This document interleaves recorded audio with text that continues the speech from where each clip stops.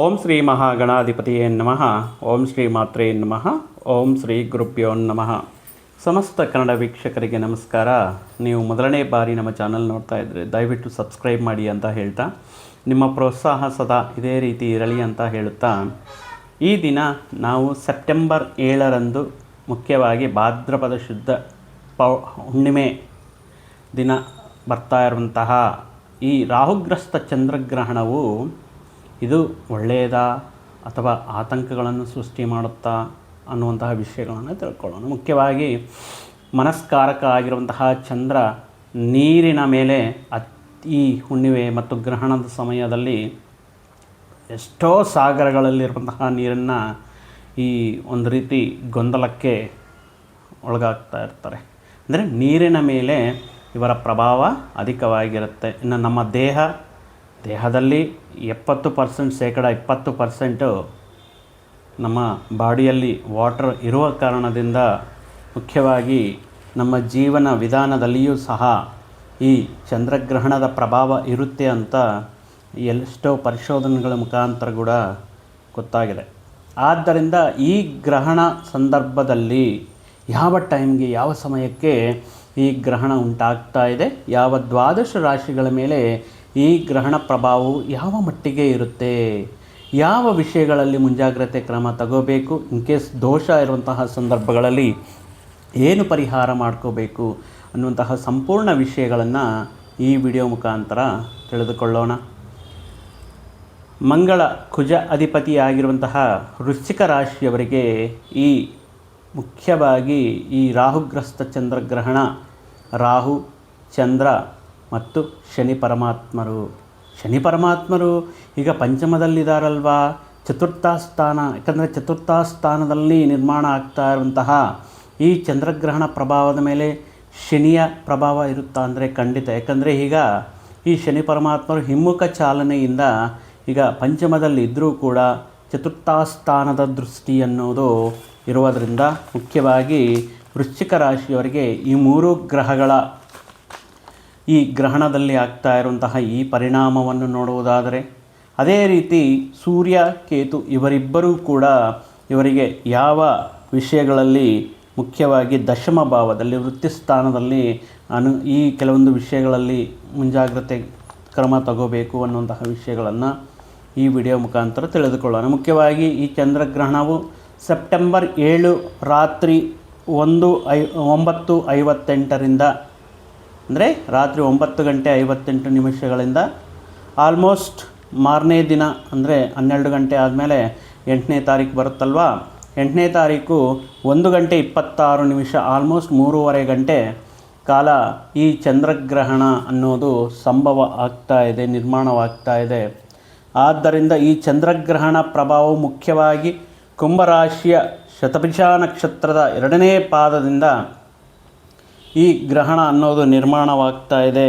ಆದ್ದರಿಂದ ಮನಸ್ಕಾರಕ ಆಗಿರುವಂತಹ ಚಂದ್ರನು ಸರ್ಪಗ್ರಹ ಆಗಿರುವಂತಹ ರಾಹುವಿನ ಪ್ರಭಾವದಿಂದ ಗ್ರಹಣಕ್ಕೆ ಒಳಗಾಗಿ ಯಾವ ರೀತಿ ಫಲಗಳನ್ನು ನೋಡ್ತಾ ಇದ್ದಾರೆ. ಚತುರ್ಥ ಭಾವ ವೃಶ್ಚಿಕ ರಾಶಿಯವರಿಗೆ ಚತುರ್ಥ ಭಾವದಲ್ಲಿ ಮುಖ್ಯವಾಗಿ ತಾಯಿ ಮತ್ತು ಮಾಡಿಕೊಂಡಿರುವಂತಹ ಸಂಪಾದನೆ ಮಾಡಿರುವಂತಹ ಆಸ್ತಿ ವ್ಯವಹಾರಗಳು, ಸ್ಥಿರಾಸ್ತಿ ಚರಾಸ್ತಿಗಳಾಗಿರಬಹುದು, ಮತ್ತು ಭಾವೋದ್ವೇಗಗಳು, ಎಮೋಷ್ನಲ್ಸ್ ಆಗಿರ್ಬೋದು, ಕೆಲವೊಂದು ವಿಷಯಗಳಲ್ಲಿ ಎಮೋಷ್ನಲ್ ಆಗಿ ನಿರ್ಧಾರಗಳು ತಗೊಳ್ಳೋದು, ಮತ್ತು ಸ್ಟೆಬಿಲಿಟಿ, ಸ್ಥಿರತ್ವ, ಯಾವ ರೀತಿ ಚಂಚಲತ್ವ ಇಲ್ಲದೆ ಸ್ಥಿರತ್ವವನ್ನು ಹೊಂದಿರುವಂತಹ ಇಂತಹ ವಿಷಯಗಳೆಲ್ಲವೂ ಕೂಡ ನಮಗೆ ಚತುರ್ಥ ಭಾವದಲ್ಲಿ ಕಾಣಬಹುದು. ಇನ್ನು ಸಿಂಹರಾಶಿಯ ಪುಬ್ಬ ನಕ್ಷತ್ರದ ಮುಖಾಂತರ ಈ ಸೂರ್ಯರು ಕೇತುವಿನ ಜೊತೆ ಸೇರಿ ಅದೇ ದಿನ ಹುಣ್ಣಿಮೆ ಎಂದು ಮುಖ್ಯವಾಗಿ ದಶಮದಲ್ಲಿ ಇವರು ನೀಡ್ತಾ ಇರುವಂತಹ ಫಲಗಳೇನು, ಈ ಗ್ರಹಣದ ಸಂಪೂರ್ಣ ವಿವರಗಳನ್ನು ನೋಡುವುದಾದರೆ, ಮುಖ್ಯವಾಗಿ ರಾಹು, ಚಂದ್ರ ಮತ್ತು ಶನಿಯ ವೀಕ್ಷಣೆ ಅನ್ನೋದು ಚತುರ್ಥ ಭಾವ ಮಾತೃಸ್ಥಾನದಲ್ಲಿ ಆದರೆ, ಈ ಸೂರ್ಯ ಮತ್ತು ಕೇತುವಿನ ಪ್ರಭಾವ ವೃತ್ತಿಸ್ಥಾನವಾಗಿರುವಂತಹ ಕರ್ಮಸ್ಥಾನವಾಗಿರುವಂತಹ ದಶಮ ಸ್ಥಾನದಲ್ಲಿ ಯಾವ ರೀತಿ ಫಲಗಳು ನೀಡ್ತಾ ಇದೆ ಈ ಗ್ರಹಣದ ನಂತರ ಅನ್ನುವುದಾದರೆ, ಮುಖ್ಯವಾಗಿ ಮನೆ, ಕುಟುಂಬ, ಸಂಸಾರ ಮತ್ತು ಈ ಸಂಬಂಧಗಳಲ್ಲಿ ಭಾವೋದ್ವೇಗದಿಂದ, ಕುಟುಂಬ ಸಂಬಂಧಗಳಂದ್ರೇ ಒಂದು ಭಾವೋದ್ವೇಗ ಅಲ್ವಾ. ಈಗ ಕುಟುಂಬದಲ್ಲಿರುವಂತಹ ವ್ಯಕ್ತಿಗಳು, ಕುಟುಂಬ ಸದಸ್ಯರು ಇನ್ ಕೇಸ್ ಅವರು ನಮ್ಮನ್ನು ಬಿಟ್ಟು ಕೆಲವೊಂದು ದಿನಗಳ ಕಾಲ ಎಲ್ಲಾದರೂ ಊರಿಗೆ ಅಥವಾ ಕೆಲವೊಂದು ದಿನಗಳ ಕಾಲ ದೂರದ ಪ್ರದೇಶಕ್ಕೆ ಹೋಗ್ತಾ ಇದ್ದಾರಂದ್ರೇ ಒಂದು ಎಮೋಷ್ನಲ್ಲಾಗಿ ಒಂದು ಅನೀಸಿನೆಸ್ ಅನ್ನೋದು ನಿರ್ಮಾಣವಾಗ್ತಾ ಇರುತ್ತೆ. ಏನೋ ಒಂದು ಮಿಸ್ ಮಾಡ್ಕೊಳ್ತಾ ಇದ್ದೀವಿ, ಅವರ ಮಾತುಗಳನ್ನು, ಅವರ ಸ್ಥಾನವನ್ನು ಒಂದು ಮನೆಯಲ್ಲಿ ಮಿಸ್ ಮಾಡ್ಕೊಳ್ತಾ ಇದ್ದೀವಿ. ಈ ರೀತಿ ಭಾವೋದ್ವೇಗಕ್ಕೆ ಒಳಗಾಗುವಂತಹ ಮತ್ತು ಸಂಬಂಧಗಳನ್ನು ಸ್ಥಿರತ್ವದಲ್ಲಿ ಇರುವಂತಹ ಸಂದರ್ಭಗಳಾಗಿರಬಹುದು. ಕೆಲವೊಂದು ವಿಷಯಗಳಲ್ಲಿ ಈ ಕುಟುಂಬಸ್ಥರ ನಡುವೆ ನಡೀತಾ ಇರುವಂತಹ ರಹಸ್ಯವಾಗಿರುವಂತಹ ಬದಲಾವಣೆಗಳಾಗಿರಬಹುದು. ಇನ್ನು ರಾಹು ಪ್ರಭಾವ ಚತುರ್ಥ ಸ್ಥಾನದಲ್ಲಿ ಮನೆ, ಮುಖ್ಯವಾಗಿ ಗೃಹ ಅಂದರೆ ಇರ್ತಾ ಇರುವಂತಹ ಕುಟುಂಬ ಜೀವನವನ್ನು ನಡೆಸ್ತಾ ಇರುವಂತಹ ಮನೆಯಲ್ಲಿ ಆಗಲಿರುವಂತಹ ಬದಲಾವಣೆಗಳು. ಇನ್ ಕೇಸ್ ಏನಾದರೂ ಮನೆ ಒಂದು ಹೊಸ ಮನೆ ನಿರ್ಮಾಣ ಆಗ್ಬೋದು, ಅಥವಾ ಇರುವಂತಹ ಮನೆಯನ್ನೇ ಸ್ವಲ್ಪ ಆಧುನಿಕವಾಗಿ ಆಲ್ಟ್ರೇಷನ್ ಮಾಡೋದು, ಮಾಡಿಫಿಕೇಷನ್ ಮಾಡೋದು ಇತ್ಯಾದಿ ವಿಷಯಗಳ ಮೇಲೆ ಇವರು ತಮ್ಮ ಪ್ರಭಾವವನ್ನು ತೋರಿಸ್ತಾ ಇರುತ್ತೆ. ಅದರ ಜೊತೆಗೆ ತಾಯಿಯ ಆರೋಗ್ಯ, ತಾಯಿಯ ಒಡನೆ ಇರುವಂತಹ ಪ್ರೀತಿ, ಅನುರಾಗ ಸಂಬಂಧ ಆಗಿರಬಹುದು, ಭಾವೋದ್ವೇಗ ವಿಷಯಗಳು, ಎಮೋಷ್ನಲ್ ವಿಷಯಗಳನ್ನು ಸೂಚಿಸ್ತಾ ಇರುತ್ತೆ. ಸ್ವಲ್ಪ ಈ ಶನಿ, ಈ 4ನೇ ಮನೆಯಲ್ಲಿ ಶನಿ, ರಾಹು ಮತ್ತು ಚಂದ್ರರ ಈ ಗ್ರಹಣ ಯೋಗ ಅನ್ನೋದು ಮುಖ್ಯವಾಗಿ ಈ ಮನೆಯಲ್ಲಿರುವಂತಹ ಕುಟುಂಬದ ವಾತಾವರಣದಲ್ಲಿ, ಒಂದು ಕುಟುಂಬ ವಾತಾವರಣದಂದರೆ ಅಂದರೆ ಈಗ ಏನೋ ಸಣ್ಣ ಪುಟ್ಟ ಮನಸ್ಪರ್ಧೆಗಳು ಆಗಾಗ ಬರ್ತಾ ಇರುತ್ತೆ, ಹೋಗ್ತಾ ಇರುತ್ತೆ. ಮತ್ತು ಮಧ್ಯಾಹ್ನ ಮಾತಾಡ್ಕೊಂಡಿರೋ, ಸ್ವಲ್ಪ ಜಗಳ ಆಡ್ಕೊಂಡಿದ್ರು, ರಾತ್ರಿಗೆ ಮತ್ತೆ ಹೊಟ್ಟೆಗೆ ಊಟ ಮಾಡೋದು, ಈ ರೀತಿ ವಿಷಯಗಳು ನಡೀತಾ ಇರುತ್ತೆ. ಬಟ್ ಈ ಸಂದರ್ಭದಲ್ಲಿ ಗ್ರಹಣದ ಮುಖಾಂತರ, ಕೆಲವೊಂದು ಬದಲಾವಣೆಗಳ ಮುಖಾಂತರ, ಕುಟುಂಬಸ್ಥರ ವರ್ತನೆಯಲ್ಲಿ ಬಂದಿರುವಂತಹ ಬದಲಾವಣೆಗಳ ಮುಖಾಂತರ, ಕೆಲವೊಂದು ವಿಷಯಗಳು ರಹಸ್ಯವಾಗಿ ನಿಮಗೆ ಗೊತ್ತಿಲ್ಲದೆ ಅವರ ಮನಸ್ಸಿನಲ್ಲಿ ಕೊರಗುವಂತಹ ಮುಖಾಂತರ ಸ್ವಲ್ಪ ಒತ್ತಡ ಅನ್ನೋದು ಇರುತ್ತೆ. ಏನು ವಿಷಯ ಅನ್ನೋದು ಗೊತ್ತಾಗಲ್ಲ. ಏನಕ್ಕೆ ಆ ರೀತಿ ನಿಮ್ಮ ಜೊತೆ ಮಾತಾಡ್ತಾ ಇಲ್ವಾ, ಅಥವಾ ಸುಮ್ಮನೆ ಏನೋ ನಾಮಾಚಾರಕ್ಕೆ ಸುಮ್ಮನೆ ಹಾಯ್ ಅಂದರೆ ಹಾಯ್ ಅನ್ನೋ ರೀತಿಯಲ್ಲಿ ಮಾತಾಡಿಸ್ತಾ ಇದ್ದಾರೆ, ಏನೋ ಮನಸ್ಸಿನಲ್ಲಿರುತ್ತೆ, ರಹಸ್ಯವಾಗಿರುತ್ತೆ, ಅದು ಹೊರಗಡೆ ಬರಲ್ಲ. ಈ ರೀತಿ ವಿಷಯಗಳು ನಡೆಯೋದಕ್ಕೆ ಈ ಸಂದರ್ಭದಲ್ಲಿ ಈ ಗ್ರಹಣದ ಪ್ರಭಾವ ಈ ರೀತಿ ಪರಿಣಾಮಗಳನ್ನು ನೀಡ್ತಾ ಇರುತ್ತೆ. ಮುಖ್ಯವಾಗಿ ನಿಮ್ಮ ತಾಯಿಯ ಜೊತೆ ಇರುವಂತಹ ಸಂಬಂಧಗಳಲ್ಲಿ ಒಂದು ಒಂದು ಬ್ಯಾಲೆನ್ಸ್ ಮಾಡೋಕ್ಕಾಗ್ತಾ ಇಲ್ಲ. ಕೆಲವೊಂದು ಮನೆಗಳಲ್ಲಿ, ಕುಟುಂಬಗಳಲ್ಲಿ ತಾಯಿ ಮಗುವಿನ ಮೇಲೆ ತುಂಬ ಪೊಸೆಸಿವ್ನೆಸ್ ಇಟ್ಕೊಂಡಿರ್ತಾರೆ. ಅವರ ಮದುವೆ ಆದಮೇಲೂ ಎಷ್ಟೇ ವರ್ಷ ಬಂದ್ರೂ ಒಬ್ಬ ತಾಯಿಗೆ ತನ್ನ ಮಗು ಅಂದರೆ ಚಿಕ್ಕ ಮಗುವಿನ ರೂಪದಲ್ಲಿ, ಅದಕ್ಕೆ ಅವರು ತುಂಬ ಎಷ್ಟೇ 40 ವರ್ಷ ಬಂದ್ರೂ, 50 ವರ್ಷ ಬಂದ್ರೂ, 60 ವರ್ಷ ಬಂದ್ರೂ ಚಿಕ್ಕ ಮಗು ಥರ ಟ್ರೀಟ್ ಮಾಡ್ತಾ ಇರ್ತಾರೆ. ಹೊರಗಡೆ ಹೋಗುವಾಗ ಕೆಲವೊಂದು ಹುಷಾರು ಅಂತ ಕೆಲವೊಂದು ವಿಷಯಗಳಲ್ಲಿ ಚಿಕ್ಕ ಮಗುವಿಗೆ ಹೇಳಿರೋ ರೀತಿಯಲ್ಲಿ ಹೇಳ್ತಾ ಇರ್ತಾರೆ.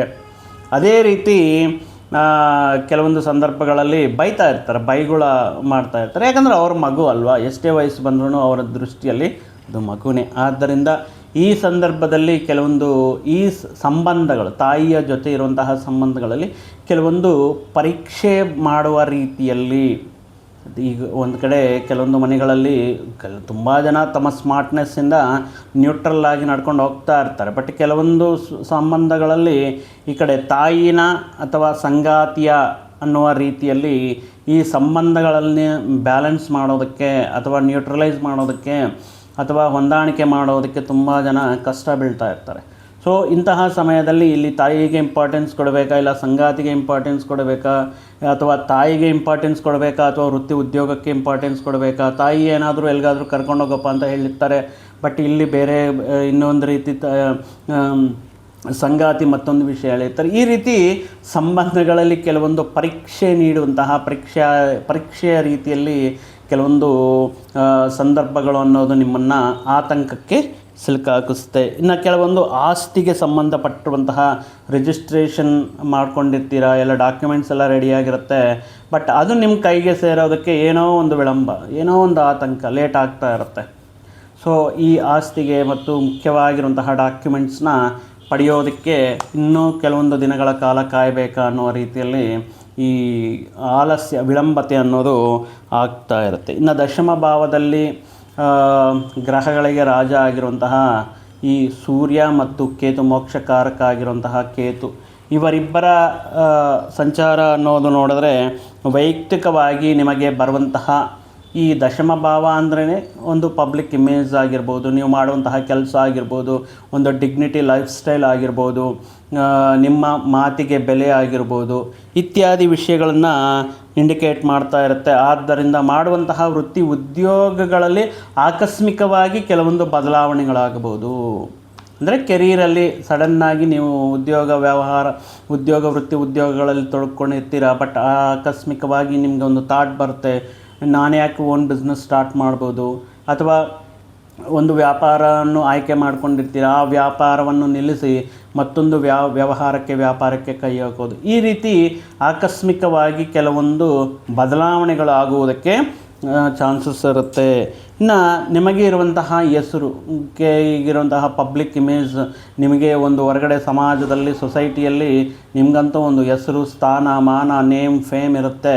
ಇಂತಹ ವಿಷಯಗಳಲ್ಲಿ ಕೆಲವೊಂದು ಬದಲಾವಣೆಗಳಾಗುವುದಕ್ಕೆ, ನೀವು ವೃತ್ತಿ ಉದ್ಯೋಗಗಳು ಮಾಡ್ತಾ ಇರುವಂತಹ ಪ್ರದೇಶಗಳಲ್ಲಿ ನಿಮ್ಮ ಮೇಲಧಿಕಾರಿಗಳೊಂದಿಗೆ ಕೆಲವೊಂದು ಸಂದರ್ಭಗಳಲ್ಲಿ ಮುಖ್ಯವಾಗಿ ಈ ವಾದ ವಿವಾದಗಳು ಅಥವಾ ಡಿಫ್ರೆಂಟ್ ಟೈಪ್ ಆಫ್ ಒಪಿನಿಯನ್ಸ್ ಬರೋದಕ್ಕೆ, ಅಥವಾ ಕೆಲವೊಂದು ವಿಷಯಗಳನ್ನು ನೀವು ಹೇಳಿರೋದು ಅವರು ತಪ್ಪಾಗಿ ತಿಳ್ಕೊಳ್ಳೋದು, ಅಥವಾ ಅವ್ರು ಕೇಳಿರುವಂತಹ ವಿಷಯಗಳಿಗೆ ನೀವು ಕೆಲವೊಂದು ಅಗ್ರೆಸಿವ್ ಆಗಿ ಆನ್ಸರ್ ಮಾಡೋದು, ಈ ರೀತಿ ವಿಷಯಗಳಿಂದ ಸ್ವಲ್ಪ ನಿಮ್ಮ ಮೇಲಧಿಕಾರಿಗಳ ನಡುವೆ ಈ ಬಾಂಡಿಂಗ್ ಅನ್ನೋದು, ರ್ಯಾಪೋ ಅನ್ನೋದು ಸ್ವಲ್ಪ ಡಿಫ್ರೆನ್ಸಸ್ ಬರೋದಕ್ಕೆ ಚಾನ್ಸಸ್ ಇರುತ್ತೆ.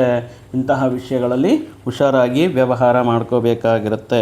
ಇನ್ನು ಚಂದ್ರ ರಾಹು ಗ್ರಹಣ ಅನ್ನೋದು, ರಾಹುಗ್ರಸ್ತ ಚಂದ್ರಗ್ರಹಣ ಅನ್ನೋದು ನಿಮ್ಮ ಕುಟುಂಬಗಳಲ್ಲಿ, ಮುಖ್ಯವಾಗಿ ಕುಟುಂಬದಲ್ಲಿರುವಂತಹ ಸಂಬಂಧಗಳಲ್ಲಿ ಕೆಲವೊಂದು ವಿಷಯಗಳಲ್ಲಿ ಯಾವಾಗ ಯಾರು ಏನು ಮಾತಾಡ್ತಾರೋ, ಯಾವಾಗ ಎಂಥ ಕುಟುಂಬ ಸದಸ್ಯರ ನಿರ್ಧಾರಗಳು ತಗೊಳ್ತಾರೋ ಅನ್ನುವಂತಹ ವಿಷಯಗಳಲ್ಲಾಗಿರಬಹುದು. ಈಗ ಚೆನ್ನಾಗಿ ಮಾತಾಡ್ತಾ ಇರ್ತಾರೆ, ಬಟ್ 1 ಗಂಟೆ ಆದಮೇಲೆ ಡಿಫ್ರೆಂಟಾಗಿ ಮಾತಾಡ್ತಾ ಇರ್ತಾರೆ. ಅಂದರೆ ಸ್ಟೆಬಿಲಿಟಿ ಇರಲ್ಲ. ತುಂಬ ಚೆನ್ನಾಗಿದ್ದಾರೆ, ನಗ್ನಗ್ತಾ ಸಂತೋಷವಾಗಿದ್ದಾರೆ ಅಂದ್ಕೊಂಡಿರುವಂತಹ ಸಮಯಗಳಲ್ಲಿ ಅಥವಾ ಮನೆಯಲ್ಲಿರುವಂತಹ ಕುಟುಂಬ ಸದಸ್ಯರು ಇಲ್ಲಿ ಹೊಂದಾಣಿಕೆ ಆಗ್ತಾಯಿಲ್ಲ, ಅಥವಾ ಸಪ್ರೇಟ್ ಹೋಗೋಣ, ಅಥವಾ ಸಪ್ರೇಟ್ ಮನೆ ಮಾಡೋಣ, ಅಥವಾ ಬೇರೆ ಪ್ರಾಂತಕ್ಕೆ ಹೋಗೋಣ, ಈ ರೀತಿ ಕೆಲವೊಂದು ವಿಷಯಗಳಲ್ಲಿ, ಸಂಬಂಧಗಳಲ್ಲಿ ಕೆಲವು ಮಾನಸಿಕ ಆತಂಕವನ್ನು, ಭಾವೋದ್ವೇಗಕ್ಕೆ, ಎಮೋಷ್ನಲ್ಗೆ ಆಗುವಂತಹ ಸಂದರ್ಭಗಳು ಕಾರಣವಾಗ್ತಾ ಇದೆ. ಇನ್ನು ಸೂರ್ಯ ಕೇತು ದಶಮ ಭಾವದಲ್ಲಿ ಹೇಳ್ದಂಗೆ ಈ ವೃತ್ತಿ ಉದ್ಯೋಗಗಳಲ್ಲಾಗಿರ್ಬೋದು, ಉದ್ಯೋಗ ಸ್ಥಾನಗಳಲ್ಲಾಗಿರಬಹುದು, ಮಾಡ್ತಾ ಇರುವಂತಹ ಕೆಲಸಗಳಲ್ಲಿ, ಪ್ರಾಜೆಕ್ಟ್ಗಳಲ್ಲಿ ಸ್ವಲ್ಪ ಕೆಲವೊಂದು ಬದಲಾವಣೆಗಳನ್ನು ನಾವು ಕಾಣಬಹುದು. ಇನ್ನು ಮುಖ್ಯವಾಗಿ ಈ ಶನಿ ಪರಮಾತ್ಮರು ಕೂಡ ಈಗ ಹಿಮ್ಮುಖ ಚಾಲನೆಯಿಂದ ಚತುರ್ಥ ಭಾವವನ್ನು ವೀಕ್ಷಿಸ್ತಾ ಇರುವಂತಹ ಕಾರಣದಿಂದ ಇಲ್ಲಿ ಚಂದ್ರ ಶನಿ ಇವರಿಬ್ಬರೂ ಕೂಡ ಕೆಲವೊಂದು ವಿಷಯಗಳಲ್ಲಿ, ಮುಖ್ಯವಾಗಿ ಮನಸ್ಕಾರಕ ಆಗಿರುವಂತಹ ಚಂದ್ರ ಈ ಭಾವೋದ್ವೇಗ, ಎಮೋಷ್ನಲ್ನಲ್ಲಿ ಸ್ವಲ್ಪ ಸ್ಟೆಬಿಲಿಟಿ ಆಗಿರಬೇಕಾಗಿರುತ್ತೆ. ಮುಖ್ಯವಾಗಿ ವೃಶ್ಚಿಕ ರಾಶಿಯವರು, ಅವರಿಗೆ ಬಾಧೆ ಬಂದ್ರೂ ಕೂಡ, ಕಷ್ಟ ಬಂದ್ರೂ, ಸುಖ ಸಂತೋಷ ಬಂದ್ರೂ ಎಲ್ಲನೂ ಕೂಡ ಮುಖದಲ್ಲೇ ರಿಫ್ಲೆಕ್ಟ್ ಆಗ್ತಾ ಇರುತ್ತೆ. ಸೊ ಅವರು ಹೇಳೋ ಅಂಥ ಅವಶ್ಯಕತೆ ಇಲ್ಲ. ಕೋಪ, ಆವೇಶ, ಕೆಲವೊಂದು ವಿಷಯಗಳಲ್ಲಿ ಬೇಜಾರು, ಈ ರೀತಿ ಆದಾಗ ಅವರ ಹೇಳೋ ಅವಶ್ಯಕತೆ ಇಲ್ಲ. ಮುಖದಲ್ಲಿ ಅವರ ಹಾವಭಾವಗಳಿಂದ, ಎಕ್ಸ್ಪ್ರೆಷನ್ಸಿಂದಾನೇ ಗೊತ್ತಾಗ್ತಾ ಇರುತ್ತೆ. ಸೊ ಇದರಲ್ಲಿ ಸ್ಟೆಬಿಲಿಟಿ ಇರಲ್ಲ. ಅಂದರೆ ಒಂದೊಂದು ಸಾರಿ ಕೋಪ, ಒಂದೊಂದು ಸಾರಿ ದುಃಖ, ಒಂದೊಂದು ಸಾರಿ ಈ ಎಮೋಷ್ನಲ್ ಫೀಲಿಂಗ್ಸ್ ಅನ್ನೋದು ಕಾನ್ಸ್ಟೆಂಟಾಗಿ ಚೇಂಜ್ ಆಗ್ತಾ ಇರುತ್ತೆ. ಸೊ ಇದರಲ್ಲಿ ಸ್ಟೆಬಿಲಿಟಿ ಅನ್ನೋದು ಇರಲ್ಲ. ಮುಖ್ಯವಾಗಿ ಈ ರಾಹುಗ್ರಸ್ತ ಚಂದ್ರಗ್ರಹಣ ಮುಖಾಂತರ ಹೇಳೋದೇನಪ್ಪ ಅಂದರೆ, ಮುಖ್ಯವಾಗಿ ಈ ವರ್ಕ್ ಲೈಫ್ ಬ್ಯಾಲೆನ್ಸನ್ನು ತುಂಬ ಸ್ಮಾರ್ಟಾಗಿ, ತುಂಬ ತಿಳುವಳಿಕೆಯಿಂದ ನೀವು ಮೇಂಟೈನ್ ಮಾಡಬೇಕಾಗಿರುತ್ತೆ. ಅಂದರೆ ಕುಟುಂಬ ವ್ಯವಹಾರಗಳಾಗಿರ್ಬೋದು, ಕುಟುಂಬ ಸದಸ್ಯರ ಜೊತೆಗೆ ನೀವು ಕಳೆಯುವಂತಹ ಸಮಯ, ಅದೇ ರೀತಿ ಒತ್ತಡದಿಂದ ಕೂಡಿರುವಂತಹ ಈ ವೃತ್ತಿ ಉದ್ಯೋಗ, ಇವೆರಡೂ ಕೂಡ ತುಂಬ ಬ್ಯಾಲೆನ್ಸ್ಡಾಗಿ ಈ ವರ್ಕ್ ಲೈಫ್ ಬ್ಯಾಲೆನ್ಸನ್ನು ನೀವು maintain ಮಾಡಬೇಕಾಗಿರುತ್ತೆ.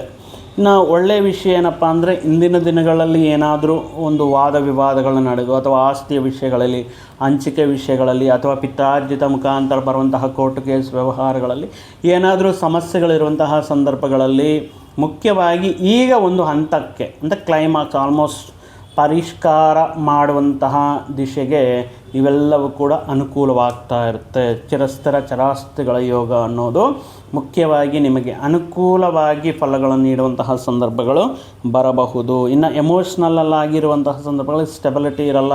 So ups and downs ಇರುತ್ತೆ. ಸೊ ಸೊ ಈ ಸಂದರ್ಭದಲ್ಲಿ ಏನಾಗುತ್ತೆ,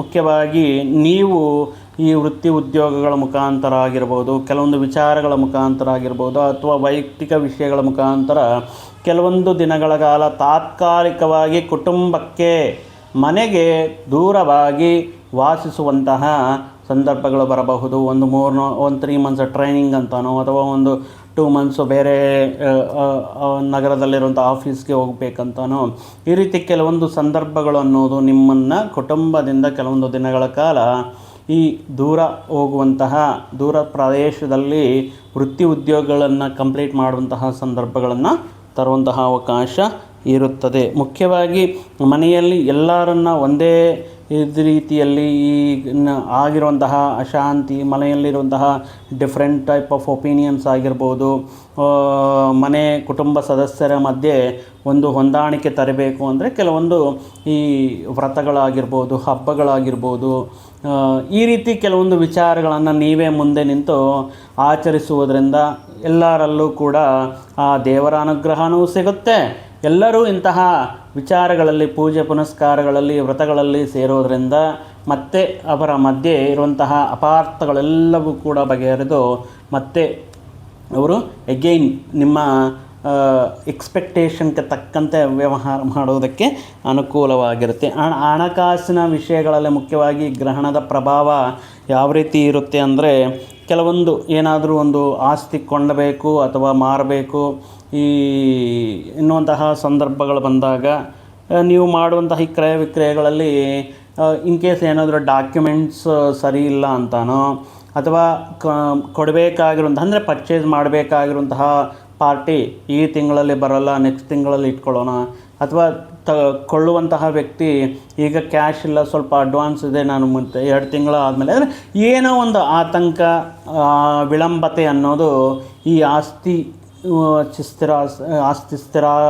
ಆಸ್ತಿ ವಿಷಯಗಳಲ್ಲಿ, ಒಂದು ಭೂಮಿನೋ ಮನೆಯನ್ನು ತಗೊಳ್ಳುವಂಥ ವಿಷಯಗಳಲ್ಲಿ ಸ್ವಲ್ಪ ಲೇಟ್ ಅನ್ನೋದು, ಡಿಲೇ ಅನ್ನೋದು ಕಾಣಿಸ್ಕೋಗುತ್ತೆ. ಇನ್ನು ವೃತ್ತಿಗೆ ಸಂಬಂಧಪಟ್ಟಿರುವಂತಹ ವಿಷಯಗಳಲ್ಲಿ ಸ್ವಲ್ಪ ಟೆಂಪರರಾಗಿ ಕನ್ಫ್ಯೂಷನ್ ಇರುತ್ತೆ. ಯಾವ ರೀತಿ ಕನ್ಫ್ಯೂಷನ್, ಇದೇ ಉದ್ಯೋಗದಲ್ಲೇ ಕಂಟಿನ್ಯೂ ಮಾಡಲಾ, ಅಥವಾ ಈಗ ಕೈ ಹಿಡಿರುವಂತಹ ಕೆಲಸದಲ್ಲೇ ಕಂಟಿನ್ಯೂ ಮಾಡಲಾ, ಅಥವಾ ಚೇಂಜ್ ಮಾಡಲಾ, ಚೇಂಜ್ ಮಾಡಿದ್ರೆ ಎಂತಹ ವೃತ್ತಿಯನ್ನು ಆಯ್ಕೆ ಮಾಡ್ಕೋಬೇಕು, 2 ಕಡೆ ಆಫರ್ ಬಂದಿದೆ, ಇದು ತಗೊಳ್ಳೋ ಮತ್ತು ಇದನ್ನು ಆಕ್ಸೆಪ್ಟ್ ಮಾಡಲಾ, ಈ ರೀತಿ ಸ್ವಲ್ಪ ಕನ್ಫ್ಯೂಷನ್, ಗೊಂದಲ ಅನ್ನೋದು ನಿಮ್ಮ ಮನಸ್ಸಿನಲ್ಲಿ ಈ ಸಂದರ್ಭದಲ್ಲಿ ಆಗುವುದಕ್ಕೆ, ಮುಖ್ಯವಾಗಿ ವೃತ್ತಿ ಉದ್ಯೋಗಗಳನ್ನು ಆಯ್ಕೆ ಮಾಡುವಂತಹ ಸಂದರ್ಭಗಳಲ್ಲಿ ಸ್ವಲ್ಪ ಕನ್ಫ್ಯೂಷನ್ ಅನ್ನೋದು ಕ್ರಿಯೇಟ್ ಆಗಬಹುದು. ಇನ್ನು ಕೆಲವು ಜನಕ್ಕೆ in case if they are interested in work from home, ಅವರೇನಾದರೂ ಮನೆಯಿಂದ ವರ್ಕ್ ಮಾಡಬೇಕು, ನನಗೆ ಆಫೀಸ್ಗೆ ಹೋಗೋದು ಅಥವಾ ಕುಟುಂಬಕ್ಕೆ ದೂರವಾಗಿ ಹೋಗುವುದಕ್ಕೆ ಇಷ್ಟ ಇಲ್ಲ ಆಗುವಂತಹ ರೀತಿ ಇರುವಂತಹ ಮನಸ್ಸಿನಲ್ಲಿರುವಂತಹ ವ್ಯಕ್ತಿಗಳಿಗೆ ಮನೆಯಿಂದಲೇ ಕೆಲಸ ಮಾಡುವಂತಹ ಕೆಲವೊಂದು ಅವಕಾಶಗಳಾಗಿರ್ಬೋದು, ವರ್ಕ್ ಫ್ರಮ್ ಹೋಮ್ ಆಪರ್ಚುನಿಟಿ ಆಗಿರ್ಬೋದು, ಈ ಸಂದರ್ಭದಲ್ಲಿ ಪಡೆಯೋದಕ್ಕೆ ಅನುಕೂಲವಾಗಿರುತ್ತೆ.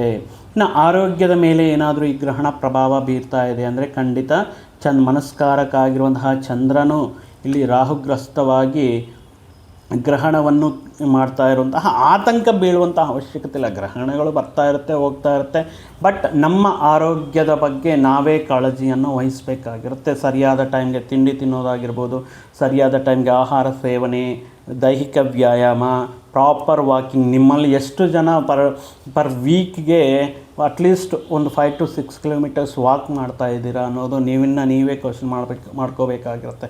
ಈ ರೀತಿ ದೈಹಿಕ ವ್ಯಾಯಾಮ ಆಗಿರ್ಬೋದು, ಆಲ್ಮೋಸ್ಟ್ ಲೈಕ್ ಮಸಾಲ ಸೇವನೆ, ಈ ಮಸಾಲ ಸೇರಿದಂತಹ ಫುಡ್ ತಗೊಳ್ಳೋದು, ಹೊರಗಡೆ ಫುಡ್ ಅವಾಯ್ಡ್ ಮಾಡೋದು ಇತ್ಯಾದಿ ವಿಷಯಗಳಿಂದ ಆರೋಗ್ಯವನ್ನು ಮಾಡಬೇಕಾಗಿರುತ್ತೆ. ಇನ್ನು ಮುಖ್ಯವಾಗಿ ಈ ಸಂದರ್ಭದಲ್ಲಿ ಈ ಗ್ರಹಣದ ಪ್ರಭಾವದಿಂದ ಕೆಲವೊಂದು ಸಂದರ್ಭಗಳಲ್ಲಿ ಮಾನಸಿಕ ಆತಂಕ ಜಾಸ್ತಿ ಆಗೋದು, ಈ ಸ್ಟ್ರೆಸ್ ಆಂಗ್ಸೈಟಿ ಪ್ರಾಬ್ಲಮ್ಸ್ ಅನ್ನೋದು, ಮುಖ್ಯವಾಗಿ ಸ್ಟ್ರೆಸ್ ಆಂಗ್ಸೈಟಿ ಜಾಸ್ತಿ ಆದಾಗ ಆಟೋಮೆಟಿಕ್ಕಾಗಿ it will be indicating on blood pressure. So ರಕ್ತದೊತ್ತಡ ಅನ್ನೋದು ಈ ಸಂದರ್ಭದಲ್ಲಿ ಇನ್ ಕೇಸ್ ನೀವೇನಾದರೂ ಈ BP ಪ್ರಾಬ್ಲಮ್ಸ್ ಇದ್ದರೆ ಪಾರ್ಟಿಕ್ಯುಲರಾಗಿ ಪ್ರಾಪರಾಗಿ ನೀವು ಟ್ರೀಟ್ಮೆಂಟ್ ಅಥವಾ ಅದಕ್ಕೆ ರಿಲೇಟೆಡ್ ಮೆಡಿಕೇಷನ್ ತಗೊಳ್ಳೋದು ಉತ್ತಮ. ಅದರ ಜೊತೆಗೆ ಇನ್ನೇನು ಅಂದರೆ ಸ್ವಲ್ಪ ಚೆಸ್ಟ್ ಪೈನ್ ಕಾಣಿಸ್ಕೊಳ್ಳೋದು, ಹೃದಯಕ್ಕೆ ಸಂಬಂಧಪಟ್ಟಿರುವಂತಹ ಆರೋಗ್ಯ ಸಮಸ್ಯೆಗಳಿದ್ದರೆ ಪ್ರಾಪರ್ ಮೆಡಿಕೇಷನ್ ತಗೊಳ್ಳೋದು ಉತ್ತಮವಾಗಿರುತ್ತೆ. ಆ ರೀತಿ ನೀವು ಇನ್ ಕೇಸ್ ಮೆಡಿಕೇಷನಲ್ಲಿದ್ದರೆ ಕಂಟಿನ್ಯೂ ಮಾಡಿ, ಇನ್ ಕೇಸ್ ಸಣ್ಣ ಪುಟ್ಟ ಲಕ್ಷಣಗಳು ಕಾಣಿಸ್ಕೊಂಡ್ರೆ ನೀವು ಪ್ರಾಪರ್ ಟ್ರೀಟ್ಮೆಂಟ್ ಅಥವಾ ಈ ಚೆಕಪ್ ಮಾಡಿಕೊಳ್ಳೋದು ಅಥವಾ ಫಾಲೋ ಅಪ್ ಮಾಡೋದು ಉತ್ತಮವಾಗಿರುತ್ತೆ. ಇನ್ನು ಚತುರ್ಥ ಸ್ಥಾನದಲ್ಲಿ ಆಗಿರುವಂತಹ ರಾಹು ಪ್ರಭಾವವನ್ನು ಕಮ್ಮಿ ಮಾಡೋದಕ್ಕೆ ಈ ಹಣಕಾಸಿನ, ವೃತ್ತಿ, ವೈಯಕ್ತಿಕ ಜೀವನ, ಆರೋಗ್ಯ ಇತ್ಯಾದಿ ವಿಷಯಗಳಲ್ಲಿ ಈ ರಾಹು ಪ್ರಭಾವವನ್ನು ಕಮ್ಮಿ ಮಾಡಬೇಕು ಅಂದರೆ ಮುಖ್ಯವಾಗಿ ನೀವು ಪ್ರತಿನಿತ್ಯವೂ ಕೂಡ ಈ ಸಂದರ್ಭದಲ್ಲಿ ಮುಖ್ಯವಾಗಿ ಗ್ರಹಣದ ಸಮಯದಲ್ಲಿ ಲಲಿತಾ ಸಹಸ್ರನಾಮವನ್ನು ಈಗ ನೀವು ಕೇಳೋದರಿಂದ ಅಥವಾ ಪಠನೆ ಮಾಡುವುದರಿಂದ ಈ ಕೆಲವೊಂದು ಈ ದೋಷಗಳಿಂದ ಹೊರಗಡೆ ಬರಬಹುದು. ಅದರ ಜೊತೆಗೆ ಮುಖ್ಯವಾಗಿ ಈ ಕೇತು ಪ್ರಭಾವವನ್ನು ಕಮ್ಮಿ ಮಾಡೋದಕ್ಕೆ ಆದಿತ್ಯ ಹೃದಯಂ ಪಠನೆ ಮಾಡೋದು ಅಥವಾ ಪ್ರತಿದಿನ ಸೂರ್ಯ ನಮಸ್ಕಾರ ಮಾಡೋದು, ಸೂರ್ಯನಿಗೆ ನೀರಿನಿಂದ ಅರ್ಘ್ಯ ಬಿಡುವುದು, ಜಪಾ ಕುಸುಮ ಸಂಕಾಸಂ ಕಾಶ್ಯಪೇಯಂ ಮಹಾದ್ಯುತಿಂ ತಮೋರಿಂ ಸರ್ವ ಪಾಪಜ್ಞ ಪ್ರಣತೋಸ್ಮಿ ದಿವಾಕರಂ ಅನ್ನುವಂತಹ ಮಂತ್ರವನ್ನು ಅಟ್ಲೀಸ್ಟ್ ಒಂದು 21 ಬಾರಿ ಪಠನೆ ಮಾಡೋದರಿಂದ ಪ್ರತಿನಿತ್ಯವೂ ಕೂಡ ಆರೋಗ್ಯ ಸಮಸ್ಯೆಗಳಿರುವಂತಹ ಸಂದರ್ಭಗಳಲ್ಲಿ ಮಹಾಮೃತ್ಯುಂಜಯ ಮಂತ್ರವನ್ನು ಸ್ತೋತ್ರ ಮಾಡೋದರಿಂದ 21 ಬಾರಿ ಮಹಾಮೃತ್ಯುಂಜಯ ಮಂತ್ರವನ್ನು ಪಠನೆ ಮಾಡೋದರಿಂದ ಇರಬೇಕಾಗಿರುತ್ತೆ. ಇನ್ನು ನಿಮಗೆ ಆರೋಗ್ಯ ಸಹಕಾರ ಮಾಡಿದ್ರೆ ಶನಿವಾರದ ದಿನ ನೀವು ಉಪವಾಸ ವ್ರತವನ್ನು ಆಚರಣೆ ಮಾಡುವುದರಿಂದ ಮುಖ್ಯವಾಗಿ ಗುರುಬಲ ಅಷ್ಟೊಂದಿಲ್ಲ ವೃಶ್ಚಿಕ ರಾಶಿಯವರಿಗೆ. ಈ ಗುರುಬಲಗೋಸ್ಕರ ನೀವು ಈ ಬೀದಿ ನಾಯಿಗಳಿಗಾಗಿರ್ಬೋದು, ಮೂಗ ಪ್ರಾಣಿಗಳಿಗೆ ಆಹಾರವನ್ನು ನೀಡುವುದು, ಗೋ ಸೇವೆ ಮಾಡುವುದು, ಗೋವಿಗೆ ಹಸುವಿಗೆ ಆಹಾರವನ್ನು ನೀಡುವುದು ಇತ್ಯಾದಿ ವಿಷಯಗಳಿಂದ ಮತ್ತು ಗುರು ಹಿರಿಯರಿಗೆ ಗೌರವ ಮತ್ತು ಅವರಿಗೆ ಆಶೀರ್ವಾದ ಪಡೆಯೋದರಿಂದ ಸ್ವಲ್ಪ ಗುರುಬಲ ಅನ್ನೋದು ನಿಮಗೆ ಜಾಸ್ತಿ ಆಗುತ್ತೆ. ಆದ್ದರಿಂದ ಈ ಗ್ರಹಣದ ಸಮಯದಲ್ಲಿ ಮುಖ್ಯವಾಗಿ ನೀವು ಓಂ ನಮೋ ನಾರಾಯಣಾಯ ಅನ್ನುವಂತಹ ಮಂತ್ರವನ್ನು 108 ಬಾರಿ ಜಪ ಮಾಡಿ, ಓಂ ಶ್ರೀ ಮಹಾಲಕ್ಷ್ಮೀ ದೇವ್ಯೈ ನಮಃ ಅನ್ನುವಂತಹ ಮಂತ್ರವನ್ನು 108 ಬಾರಿ ಜಪ ಮಾಡಿಕೊಳ್ಳಿ. ಇನ್ನು ಮಾರನೇ ದಿನ ಈ ಗ್ರಹಣ ಬಿಟ್ಟ ಮೇಲೆ ಮಾರನೇ ದಿನ ಸ್ನಾನ ಮಾಡಿಕೊಂಡು ನಿಮ್ಮ ಹತ್ತಿರದಲ್ಲಿರುವಂತಹ ಈಶ್ವರ ಆರಾಧನೆ ಆಗಿರ್ಬೋದು, ಗಣಪತಿ ಈ ದೇವಸ್ಥಾನ ಆಗಿರ್ಬೋದು, ಈಶ್ವರನ ದೇವಸ್ಥಾನ ಆಗಿರಬಹುದು, ಅಲ್ಲಿ ಹೋಗಿಬಿಟ್ಟು ಹಾಲು ಮತ್ತು ಮೊಸರು, ಅಕ್ಕಿ, ಈ ಅರಿಶಿನ, ಟರ್ಮರಿಕ್ ಇತ್ಯಾದಿ ವಿಷಯಗಳನ್ನು ನೀವು ದಾನ ಮಾಡುವುದರಿಂದ ಸಾಕಷ್ಟು ಮಟ್ಟಿಗೆ ಈ ಗ್ರಹಣದ ಪ್ರಭಾವವನ್ನು ಕಮ್ಮಿ ಮಾಡ್ಕೋಬಹುದು ಅಂತ ಹೇಳ್ತಾ, ಈ ಗ್ರಹಣ ಅನ್ನೋದು ರಾಹುಗ್ರಸ್ತ ಚಂದ್ರಗ್ರಹಣ ಆಗಿರೋದ್ರಿಂದ ಚತುರ್ಥ ಭಾವದಲ್ಲಾಗಿರೋದ್ರಿಂದ ಕೆಲವೊಂದು ಎಮೋಷ್ನಲ್ ಜಾಸ್ತಿ ವೃಶ್ಚಿಕ ರಾಶಿಯವರು. ಸೊ ಆದ್ದರಿಂದ ಆ ಭಾವೋದ್ವೇಗಕ್ಕೆ ಒಳಗಾಗದೆ ಮಾನಸಿಕ ಚಿಂತೆಯನ್ನು ಬಿಟ್ಟು ಆ ದೇವರ ಸ್ಮರಣೆಯಲ್ಲಿ ಆ ದೇವರ ಕೃಪೆಯಿಂದ ಸದಾ ನಿಮಗೆ ಶುಭವಾಗಲಿ ಅಂತ ಹಾರೈಸುತ್ತಾ ಮತ್ತೊಂದು ವಿಡಿಯೋ ಜೊತೆಗೆ ಮತ್ತೊಂದು ಆಸಕ್ತಿಕರ ವಿಷಯದ ಜೊತೆಗೆ ನಿಮ್ಮ ಮುಂದೆ ಮತ್ತೆ ಬರ್ತೀನಿ. ಅಲ್ಲಿಯವರೆಗೂ ಸರ್ವೇ ಜನಾಂ ಸುಖಿನೋ ಭವಂತು, ಸಮಸ್ತ ಸನ್ಮಂಗಳಾನಿ ಭವಂತು. ಜೈ ಶ್ರೀರಾಮ್.